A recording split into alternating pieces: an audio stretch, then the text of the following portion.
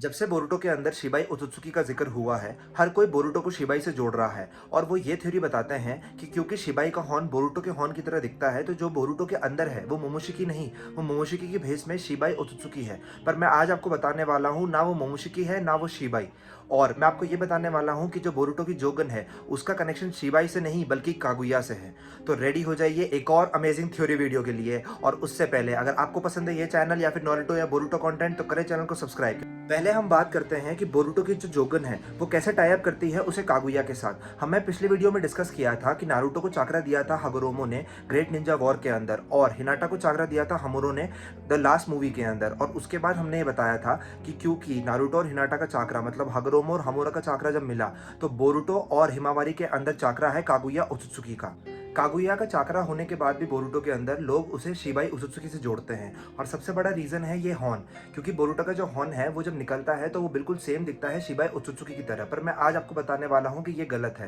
Boruto का horn सामने से अगर शिबाई ओत्सुकी की तरह दिखता भी हो, पर अगर आप उसे पीछे से और साइड से देखेंगे तो शिबाई ओत्सुकी का हॉर्न पीछे भी जाता है राउंड शेप में, जो कि बोरुटो का नहीं जाता है।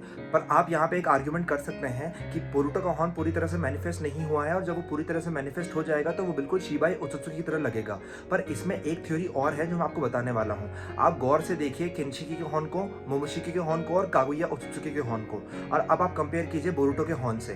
किनशिकी का हॉर्न जैसे मुड़ा हुआ है और ऊपर से कागुया का हॉर्न बिल्कुल पॉइंटेड है। अगर इन दोनों को और मोमोशिकी के हॉर्न को आप मिला दें, क्योंकि ये तीनों ही रिजाइड करते हैं बोरुटो के अंदर। आपको पता है किनशिकी को खा लिया था मोमोशिकी ने, और कागुया ओत्सुकी का चाकरा पहले से ही है बोरुटो के अंदर। तो जब भी बोरुटो का हॉर्न मैनिफेस्ट होता है वो इन तीनों के हॉर्न को रिप्रेजेंट करता है, इसलिए बोरुटो का हॉर्न ऐसा दिखता है। अब बात करते हैं बोरुटो की जोगन के बारे में। लोग बहुत सारी थ्योरीज बनाते हैं कि ये जोगन कैसे शिबाई ओत्सुकी से जुड़ी हुई है, पर मैं आज आपको दो थ्योरीज बताने वाला हूं जिसके अंदर आपको यकीन हो जाएगा कि ये जोगन कोई और की नहीं है, ये है कागुया ओत्सुकी की। बोरुटो के इवेंट से हमें पता है कि इशिकी और कागुया ओत्सुकी सबसे पहले जब अर्थ पे आए थे तो असली प्लान यही था कि जो कागुया है वो लोअर ओत्सुकी है, तो उसे खिलाया जाएगा गॉड ट्री को कि चाकरा फ्रूट को वाइटैलिटी मिल सके, और वो चाकरा फ्रूट को लेके जाएगा इशिकी वापस उसके क्लैन मेंबर्स के पास। पर जब वो अर्थ पे आए तो आपने देखा कागुया ने बिट्रे कर दिया इशिकी ओत्सुकी को, और कागुया ने खा लिया जाके वो चाकरा फ्रूट। अब आप एक चीज सोचिए, जो वो गॉड ट्री था जो पहले से ही वहां पे अर्थ पे इम्प्लांटेड था, अगर वो किसी ऐसे ओत्सुकी का हो जिसके पास जोगन थी, तो इसका मतलब ये है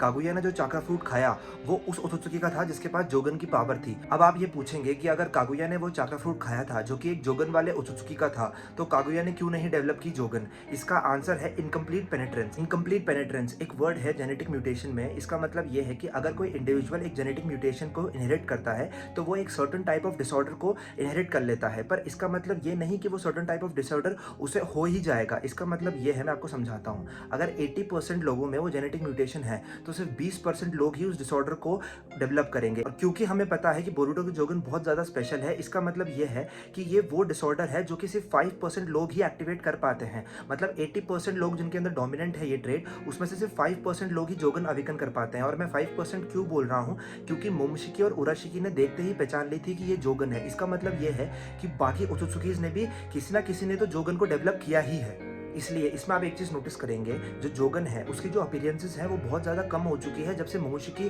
बोरुटो के अंदर आया है। इसका मतलब ये है कि जो मोमोशिकी है, जो वो कागुया की जो प्रेजेंस है बोरुटो के अंदर, उसको दबा रहा है। उसी वजह से जो जोगन है वो बहुत कम बार आती है बोरुटो के अंदर। सेम नारुतो के अंदर जैसे नाइन टेल्स दबा रहा था नारुतो की पावर को कि वो उसकी पावर को ज़्यादा से ज़्यादा यूज़ करे, ऐसे ही मोमोशिकी यहाँ पे दबा रहा है जो नारुतो के अंदर कागुया ओत्सुकी की पावर है उसे, कि वो ज़्यादा से ज़्यादा कारमा की पावर को यूज़ कर सकता है। और जैसे ही वो ज़्यादा कारमा की पावर को यूज़ करता है, आपको पता है मोमोशिकी उस पर कॉन्शियसली भारी पड़ सकता है। ऐसी लगी आपको ये थ्योरी वीडियो? मुझे कमेंट्स में बताएं और करें चैनल को सब्सक्राइब।